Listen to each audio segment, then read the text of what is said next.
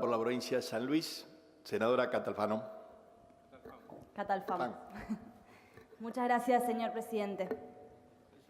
Bueno, en primer lugar, decir que realmente me entristece tener que estar hoy acá debatiendo un presupuesto que de argentino y popular no tiene absolutamente nada. Pero afortunadamente también estoy acá elegida por el pueblo de San Luis para representarlos y para hacer oír su voz. Quiero tomarme solamente un minuto para hacer un pequeño balance de lo que fue este año el tratamiento de distintas leyes. Entre otras que se aprobaron a fines del año pasado, se aprobó la Ley de Reforma Previsional, una ley que dejó a los jubilados completamente desprotegidos, que los sumió en una situación de extrema vulnerabilidad, todo en una situación de un Congreso vallado como el que tenemos hoy. Luego aprobábamos en este Senado la Ley de Emergencia Tarifaria. 4 horas más tarde el presidente de la Nación la vetaba, una vez más beneficiando a las grandes empresas y perjudicando a los usuarios en este caso. Lo mismo sucedía con la ley corta, la denominada ley corta, ley de fomento de las telecomunicaciones, una ley que favorecía al sector empresario que maneja un discurso hegemónico y perjudicaba a las cooperativas, a las pequeñas y medianas empresas de medios.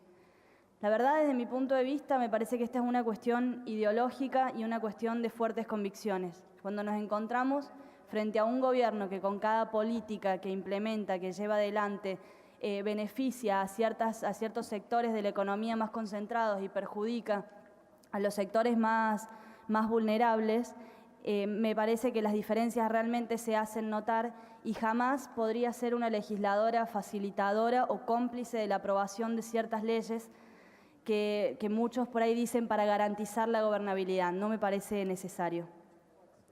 Respecto de este presupuesto que estamos tratando, se encuentra completamente desfasado respecto de la realidad que viven los argentinos todos los días. Para el año que viene, para el próximo año, el 2019, se proyecta un dólar a 40 pesos, lo que ya fue ampliamente superado en las últimas semanas, incluso respecto de las bandas cambiarias que se establecieron hasta 44 pesos. Lo mismo ocurre con las proyecciones de evolución del Producto Bruto Interno. Se prevé en el presupuesto una caída del 0,5% y ya las consultoras privadas y el propio Fondo Monetario Internacional, que es el principal aliado de este gobierno, estima una caída superior al 1,5%. Entonces, considero que este gobierno jamás pudo cumplir con las distintas proyecciones que se ha puesto como meta. De hecho, a fines del año 2015, en plena campaña electoral y antes de asumir la presidencia, el presidente Mauricio Macri había prometido, por ejemplo, pobreza cero. Hoy los niveles de pobreza aumentan año tras año, semestre tras semestre, e incluso se ha empobrecido a la clase media trabajadora argentina. Además, se había prometido bajar la inflación. El presidente dijo, en mi gobierno la inflación no va a ser un problema. Hoy tenemos una inflación acumulada cercana al 50%. En la proyección del presupuesto vigente figuraba un 15% y los salarios y las paritarias giraron en torno a ese 15% que por supuesto hoy no alcanza.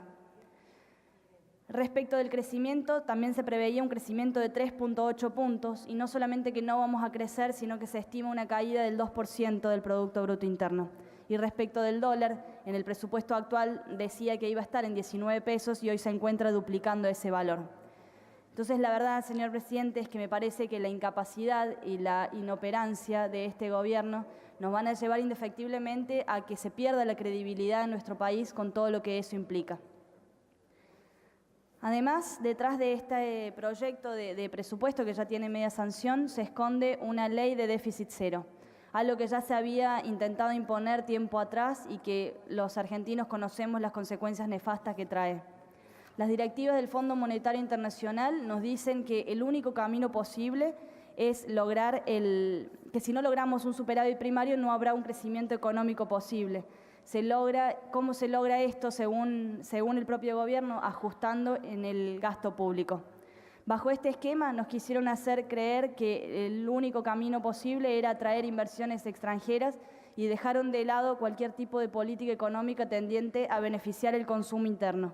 Y la verdad es que esto también hubiera traído superávit primario, pero por sobre todas las cosas hubiera beneficiado a todo el pueblo argentino. Lo más lamentable de estas situaciones es que el famoso crecimiento del segundo semestre que tanto pregonaba el mejor equipo de los últimos 50 años, como dijo el senador propinante, nunca llegó y tampoco llegaron las tan anheladas inversiones. Hoy los argentinos, este país, se encuentran en un estado de vulnerabilidad sin precedentes.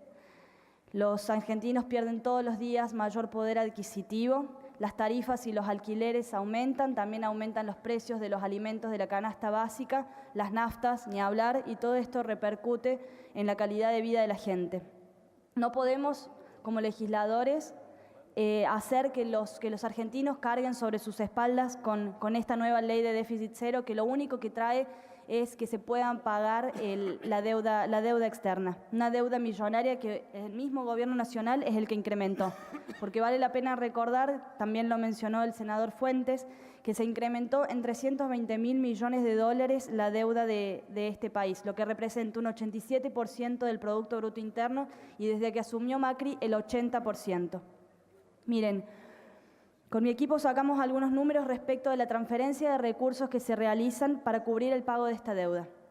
De cada 100 pesos destinados al pago de deuda, solamente 38 van a educación, 25 pesos a salud, 11 pesos a protección social, 7 pesos con 70 a ciencia, 4 pesos con 80 a vivienda, 4 pesos con 10 a agua potable, 1 peso con 80 a trabajo y solamente 10 centavos a la industria argentina. Me parece que están muy claras cuáles son las prioridades que manifiesta este gobierno. Mi provincia, la provincia de San Luis, con su gobernador Alberto Rodríguez Saá a la cabeza, como todos saben, rechazó este proyecto desde el primer momento.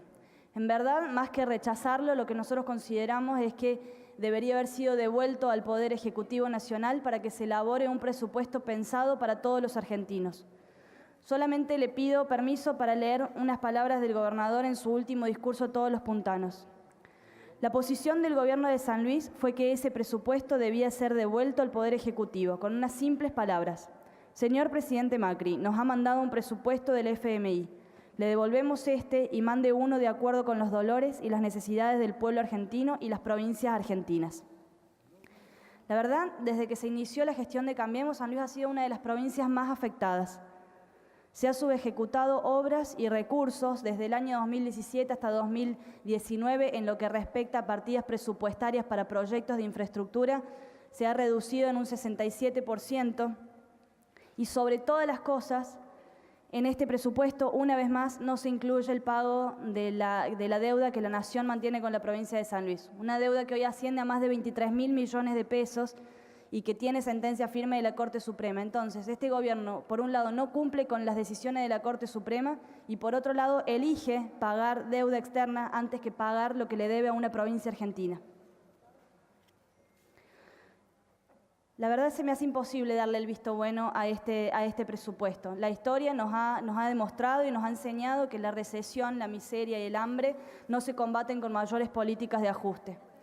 Y como dije, vengo de la provincia de San Luis, una provincia que hace más de 30 años tiene una escuela de administración que nos permite, que nos enseña en verdad que no se debe gastar ni un peso más de lo que ingresa, donde año tras año los trabajadores reciben un salario que es muy superior a la inflación, donde no tenemos deuda, donde la pobreza y el desempleo, estos índices mejoran año tras año. En San Luis afrontamos las crisis con más trabajo y con más obra pública. Tenemos un fondo anticrisis que nos permite proteger a todos los puntanos. Realmente, como peronista y como puntana, digo todo esto porque me enorgullece mi provincia.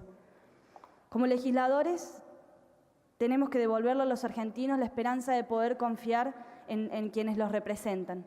Este proyecto de presupuesto, que ya tiene media sanción, va a incrementar la miseria. Y por todos estos temas que mencioné en mi discurso es que no voy a acompañar esta iniciativa. Muchas gracias.